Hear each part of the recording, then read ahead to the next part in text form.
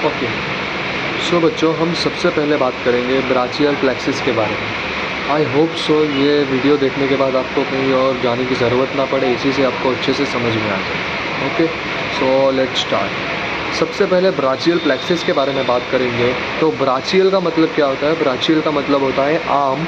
And what is the meaning of plexus? The plexus means bundle of nerve. Okay, so the bundle of nerve which are found in arm are called brachial plexus. इसका मतलब क्या होता है कि ऐसे bundle of nerve जो कि हमारे आर्म के साइड पे पाए जाते हैं उसको हम लोग बोलते हैं ब्राचियल प्लेक्सिस। ओके, सो सबसे पहले हम लोग बात करेंगे रूट्स की। सो हमें ये पता होना चाहिए सबसे पहले कि स्पाइनल रूट जो होती है उसके दो टाइप्स होते हैं, एक डोर्सल और एक वेंट्रल। ओके, डोर्सल और वेंट्रल ये दो टाइप होते हैं। और जितने भी ब्राचियल प्लेक्सिस होते हैं ये सारे के सारे प्लेक्सिस जो होते हैं ये फॉर्म होते हैं सारे के सारे किसमें? वेंट्रल रूट के अंदर। ओके, ओनली वेंट्रल रूट के अंदर ही ब्राचियल प्लेक्सिस फॉर्म होता है। ओके, सो रूट्स की बात करेंगे तो रूट्स जो होते हैं रूट्स को 5 टाइप्स में डिवाइड किया गया हुआ है, C5, C6, C7, C8 and T1। Okay, then this is the diagram. Okay, diagram is most important. So let's start. C5, C6 की बात करेंगे तो C5 और C6 मिल के बनाते हैं अपर ट्रंक। ओके, C7 जो होता है ये मीडियल ट्रंकों को बनाता है और C8 और T1 जो होता है ये लोअर ट्रंकों को बनाता है। अगर आपको याद भी ना रहे तो खाली कॉमन सेंस लगाना है कि ऊपर के जो दो ट्रंक है वो अपर में आएंगे, बीच वाला जो है मिडल में आएगा और लास्ट वाले जो दो है वो लोअर ट्रंक में आएंगे। ओके, इसके बाद आएगा कि तीनों जो ट्रंक्स है ट्रंक्स का डिवीज़न होगा। इसके बाद डिवीज़न जैसा ही होगा ये anterior posterior anterior posterior anterior and posterior में ये डिवाइड हो जाएंगे। ओके, इसके बाद अपर ट्रंक, मीडियल ट्रंक और लोअर ट्रंक के तीनों के पोस्टीरियर को मिला के बनेगा पोस्टीरियर कॉर्ड। ओके, और अपर ट्रंक और मीडियल ट्रंक के एंटीरियर को मिला के बनेगा लेटरल कॉर्ड एंड जो लास्ट लोअर ट्रंक का इंटीरियर बचता है उसको मिला के बनेगा medial cord. Okay, so there are 3 types of cord, lateral cord, medial cord and posterior cord. Okay, then जिस तरह से हमने डायग्राम को समझा उसी तरह से नीचे जो है ये सारे के सारे नोट्स हमें बना देने हैं। जैसे सबसे पहले मैंने रूट्स और ट्रंक्स के बारे में दिया है। तो रूट्स और ट्रंक्स में क्या दिया है मैंने? सबसे पहले जैसे ऊपर हमने सीखा कि C5 और C6 मिल के बनता है अपर ट्रंक, तो इसमें भी मैंने यही लिखा C5 and C6 will form upper trunk. Okay, C7 जो होता है मीडियल ट्रंक को बनाता है, सो C7 जो है मीडियल ट्रंक को फॉर्म कर रहा है। इसके बाद C8 और T1 जो है लोअर ट्रंकों को फॉर्म कर रहा है, यही लिखा हुआ है। इसके बाद मैंने बताया कि आपको ट्रंक का डिवीज़न करना है, तो ट्रंक का डिवीज़न हो गया। नीचे भी ये लिखा है कि अपर ट्रंक, लोअर ट्रंक और मीडियल ट्रंक जो है वो पोस्टीरियर एंटीरियर फॉर्म कर रहे हैं आगे जाके। इसके बाद कोड्स की बात करेंगे तो कोड मैंने आपको बताया कि 3 टाइप के कोड होते हैं, लेटरल, मीडियल और पोस्टीरियर कोड होते हैं। ओके, जब ये सारे के सारे ट्रंक जो होंगे डिवीज़न करेंगे तो ट्रंक के डिवीज़न के बाद तीनों के पोस्टीरियर को मिला के बनेगा पोस्टीरियर कोड, दोनों के एंटीरियर को मिला के बनेगा lateral code and lower trunk के एंटीरियर को मिला के बनेगा मीडियल कोड। ओके, ये हो गया। इसके बाद हम लोग बात करते हैं किसकी? सबसे पहले हम लोग बात करते हैं लेटरल कोड।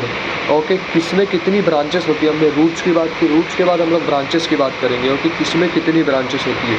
सो सबसे पहले हम लोग बात करेंगे कि लेटरल कोड में जो होती है, लेटरल कोड को 3 ब्रांचेस होती है। हमने 3 टाइप के कोड पढ़े, lateral cord, medial cord and posterior cord. Okay, so when we can talk about the lateral cord have 3 types of branches, medial cord have 5 types of branches and posterior cord है also 5 type of branches. Okay, हमको खाली इतना याद रखना है कि lateral code को 3 branches होती है, बाकी पोस्टीरियर और एंटीरियर को होती है 5 ब्रांचेस। ओके, इसके बाद लेटरल कोड की बात करेंगे तो लेटरल कोड के जो रूट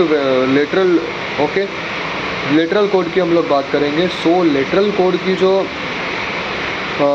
की हम लोग बात करेंगे। Okay, so when we can talk about the lateral cord, so root value of lateral cord is C5, C6 and C7। Okay, so सबसे पहले लेटरल कोड की बात अगर हम लोग करते हैं तो लेटरल कोड में सबसे पहले हमें याद रखना है कि लेटरल पेक्टोरल नर्व हमको सबसे पहले इसका जिक्र करना है। किसका? लेटरल पेक्टोरल नर्व का हमें जिक्र करना है। ओके, पेक्टोरल नर्व जो होती है हमारे बॉडी में 2 टाइप की होती है, हमें ये पता होना चाहिए। सबसे पहले लेटरल कोड है तो लेटरल कोड में लेटरल पेक्टोरल नर्व हमें याद रखनी है। ओके, लेटरल पेक्टोरल नर्व हमें याद रखनी है। पेक्टोरल नर्व जो होती है हमारे बॉडी में 2 टाइप की होती है, एक होती है लेटरल और एक होता है मीडियल।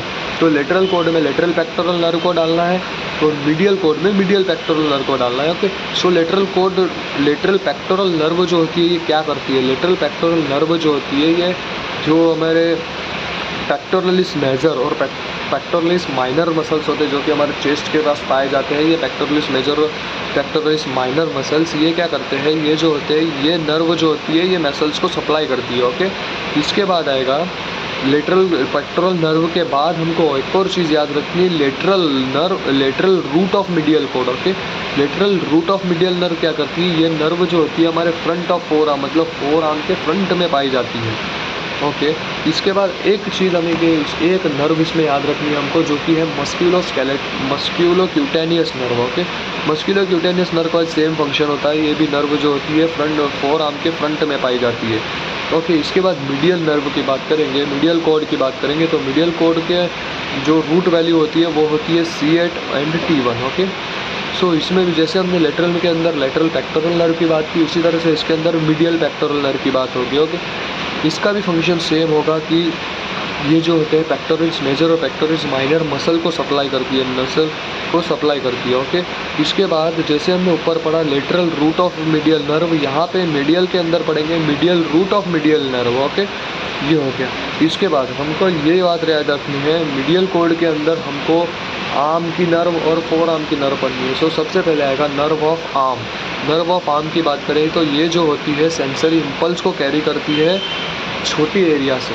ओके, आर्म की बात करेंगे सो आर्म का हमें ये बात याद रखनी है कि आर्म जो होता है पीछे की साइड ये स्टार्टिंग वाला आर्म होता है हमारा। ओके, सो आर्म जो होता है ये जो होता है सेंसरी इम्पल्स को कैरी करती है from the small area. Okay, then forearm की बात करेंगे तो फोर आर्म में जैसे स्मॉल एरिया से अगर वो सेंसरी इम्पल्स को कवर कर रहा है तो यहाँ पे जो होगा वो सेंसरी इम्पल्स को कैरी करेगा with the large area. Okay, large area से कवर कर रहा है। इसके बाद इसमें जैसे हमने उसके अंदर मस्कुलोक्यूटेनियस नर्व को याद रखा था उसी तरह से इसके अंदर हमको याद रखना है उल्नर नर्व। उल्नर नर्व का जो रूट वैल्यू होता है C7, C8 और T1 होता है। ओके, जो कि हमारे फ्रंट ऑफ फोर आर्म में पाया जाता है। Third one is posterior cord.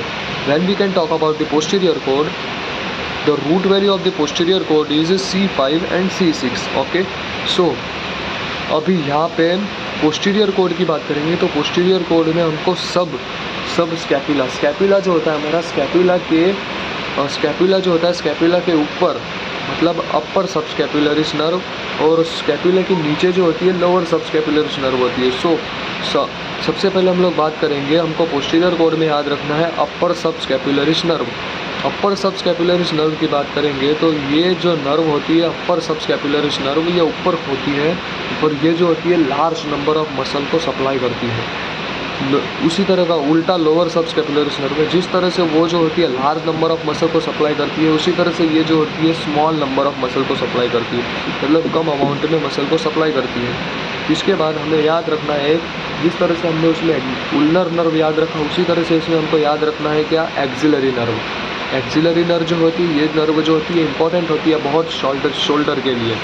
Okay, then next one is radial nerve. Radial nerve की बात करेंगे तो रेडियल नर्व जो होती है थिकेस्ट नर्व होती है ब्राचियल प्लेक्सिस की एक थिकेस्ट नर्व होती है क्या रेडियल नर्व। ओके, इसके बाद एक आता है लेटिसिमम डोर्सी। लेटिसिमम डोर्सी जो होता है हमारे बैक साइड के मसल पे पाया जाता है लेटिसिमम डोर्सी। इसकी जो रूट वैल्यू होती है C6 से C7 और C8 होती है। ओके, ये जो होता है ओनली मसल को सप्लाई करता है विथ देयर नेम। ओके, सो और यहाँ पर क्लिनिकल एनाटॉमी भी दी गई है। क्लिनिकल एनाटॉमी की बात करेंगे तो क्लिनिकल एनाटॉमी में दो डिजीज़ दिए गए हैं, एक होता है अर्ब्स पैरालिसिस, एक होता है क्लिम्पकिस पैरालिसिस। ओके, ये हम लोग नेक्स्ट वीडियो में डिस्कस करेंगे। ओके, आई होप आपको समझ में आया हो एंड आपको कोई प्रॉब्लम ना हो। ओके, और अगर कोई आपको प्रॉब्लम हो किसी अदर रिलेटेड टॉपिक के साथ तो मैं नीचे मेरा कॉन्टैक्ट नंबर दे दूँगा, उससे आप मुझे कभी भी व्हाट्सएप मैसेज कर सकते हैं। Thank you. और मैंने आपको ये भी कोशिश की है कि आपको पढ़ाने के साथ साथ नोट्स भी प्रोवाइड करूँ। Okay, thank you.